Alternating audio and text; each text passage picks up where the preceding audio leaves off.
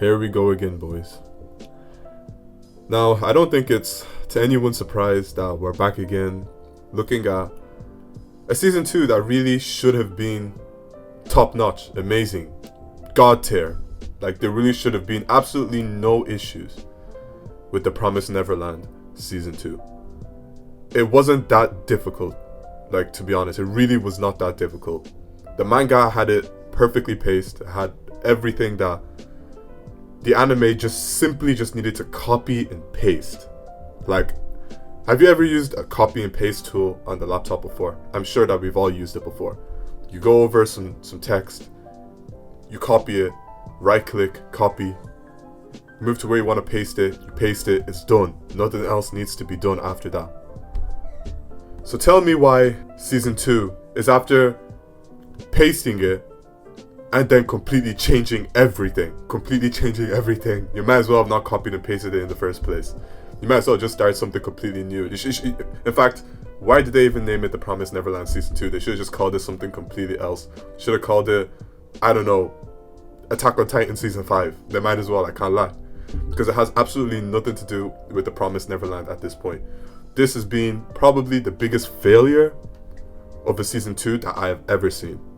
The biggest failure. Because, like, any other failure I've seen from a Season 1 to Season 2, it hasn't even been that bad. Tokyo Ghoul to Tokyo Ghoul Route 8. People say it's terrible. Yes, it is terrible, but nothing compares to the Season 2 that we just saw in The Promised Neverland. I've never seen a studio absolutely butcher a Season 2 before at this level.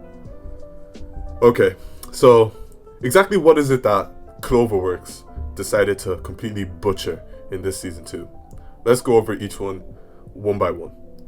First of all, they completely decided to remove the Goldie Pond arc. The Goldie Pond arc, that was probably my favorite, and I know a lot of other people's favorite arcs in the manga. They decided, hey, this arc right here is a bit too good for what we want to include in our Season 2. Why don't we just axe it? That's exactly what they thought. They thought that people would actually enjoy them axing the Goldie Pond arc. I don't know exactly where that came from. I don't know who came up with that idea. That guy needs to be fired. But we ended up with a Season 2 without a Goldie Pond arc, which is very interesting because without a Goldie Pond arc, there's a certain character that a lot of people noticed was missing. A certain character that a lot of people loved that they realized wasn't in Season 2. What is going on here? Where is he? Never showed up in Season 2. Can you imagine that? So they created a Season 2. They completely ditched an arc. Completely ditched not just mine, but a lot of people's favorite characters. So they've already started cutting parts of the show. And tell me what is it that they actually included in its place?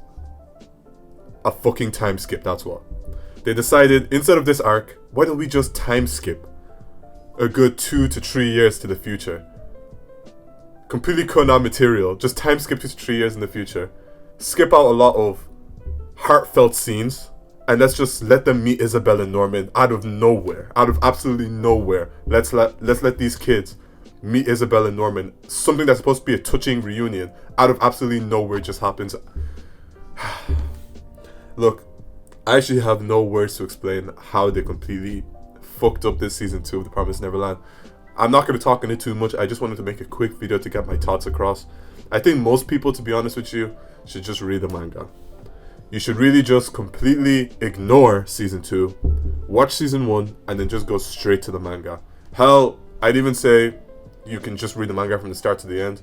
But Season 1 is really good. I'll at least give Cloverworks credit for that. I don't know how you could make a Season 2 of that level and then just absolutely axe Season 2. It doesn't make any sense to me.